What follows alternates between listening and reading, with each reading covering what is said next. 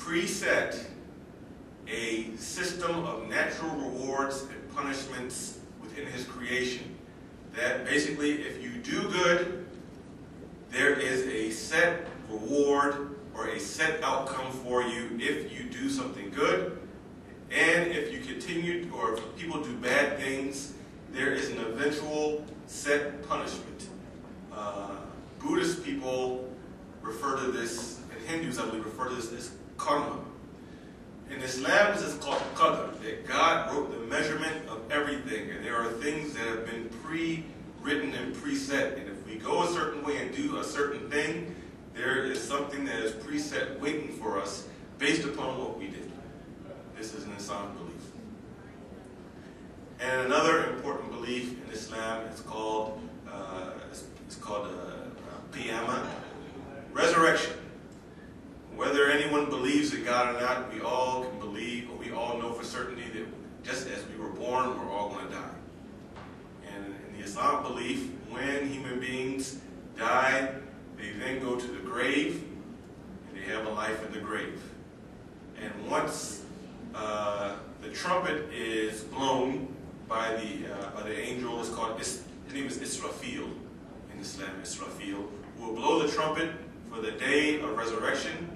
There will be a day of resurrection and a day of judgment, in which human beings will be judged based upon their faith and intentions and their deeds.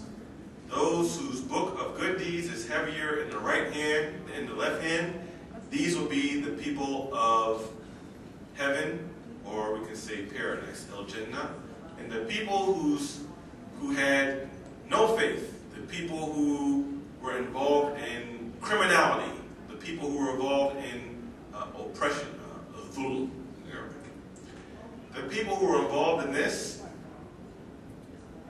these people will be the companions of the fire. They will go to hellfire. So heaven and hell, or hellfire, heaven and hell, these are also beliefs in Islam. So these are the major fundamental beliefs of the Islamic faith that I've given you.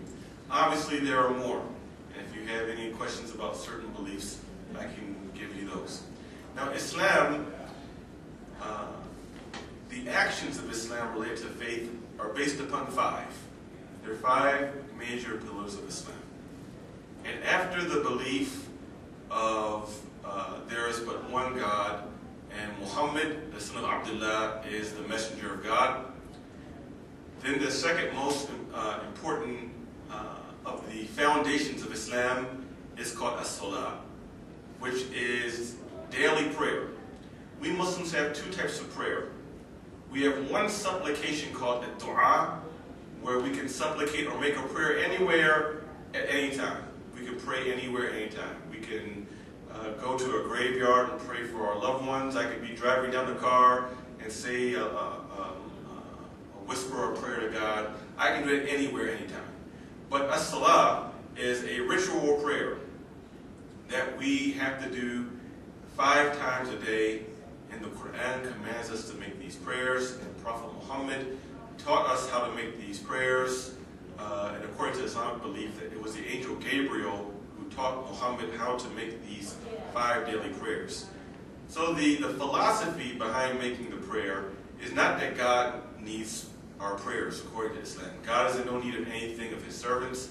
Is that we pray to purify ourselves, to ask for forgiveness, and then to remember God throughout the day, so that when we go about our worldly affairs, that we need to take time and stop and remember who is most important. It's not our job that's most important.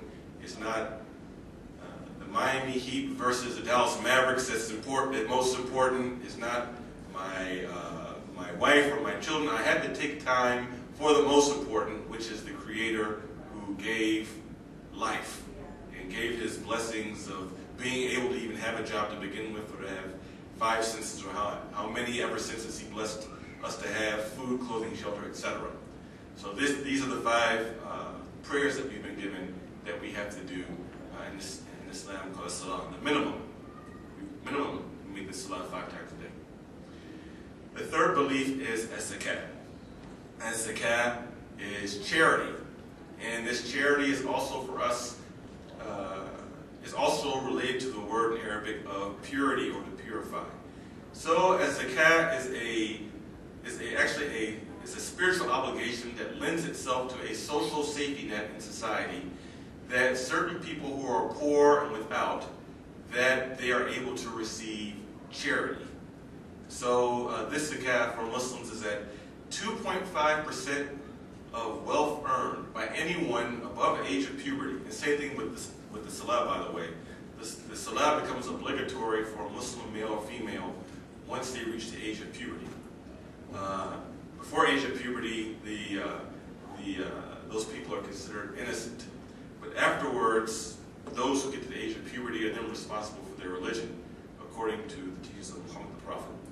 So the zakat of any wealth that we get and we hold, after our expenses, 2.5% of this zakat has to go to certain set causes to take care of the poor, to take care of those who are poor because they've gotten into a bind, or those who are poor because perhaps they don't have the mental capacity or faculties to actually go and get a job for themselves. For the orphans, for those who have been widowed who aren't able to take care of themselves. Also for those who call or preach and tell the people the good news or the message of God. Those people are also to be given some of the charity, as well as the person who collects the charity and dispenses it. They're also entitled to part of that charity as a type of stipend for dispersing it, counting it, dispersing it, making sure it goes to who it's supposed to go to. This is called zakat. The fourth pillar of Islam is called Sawm, which means fasting. And the 9th lunar month on the Islamic calendar called Ramadan. Ramadan literally comes from a word which means to burn. Doesn't mean that the month has to be hot, but it's the month of burning of sins. So on the 9th lunar month, from dawn to dusk, Muslims are supposed to be involved at minimal a outward fast, but then there's an inward fast. So part of the outward fast in Islam is that from dawn to dusk, male or female who's sane, who's healthy, after the age of puberty, if they have the strength, are supposed to refrain from food between dawn and dusk, drinking anything between dawn and dusk, including water, intaking anything into the mouth, be it like gum or smoking a cigarette, from dawn to dusk, sexual relations with one's spouse from dawn to dusk. All of these things are to be fast from during the month of Ramadan, that 9th lunar month. Now these are portions of the outward fast. The inward fast is that Prophet Muhammad said that God is in no need of a person giving up food and drink if they don't give up lascivious talk, evil talk. So this is like fasting from gossiping, fasting from telling lies, even so-called little white lies, right? I don't even know what a white lie is. Lie. Backbiting, giving up backbiting from dawn to dusk, mean talking about someone behind their back, even if that thing is true. If it's something that would injure someone's character that they don't want anyone to know about, not unless it's of a necessity, not unless it's for a necessary purpose, like a politician or a leader who is usurping the rights of the people or doing something shady, or like if someone is a family member or a guardian of someone who wants to get married and they're asking about the other person for marriage, then this isn't considered backbiting. But outside of that, they give up backbiting during the month of Ramadan. Many Muslims will tell you that to restrain oneself from frivolous conversation, from staying away from gossip and these types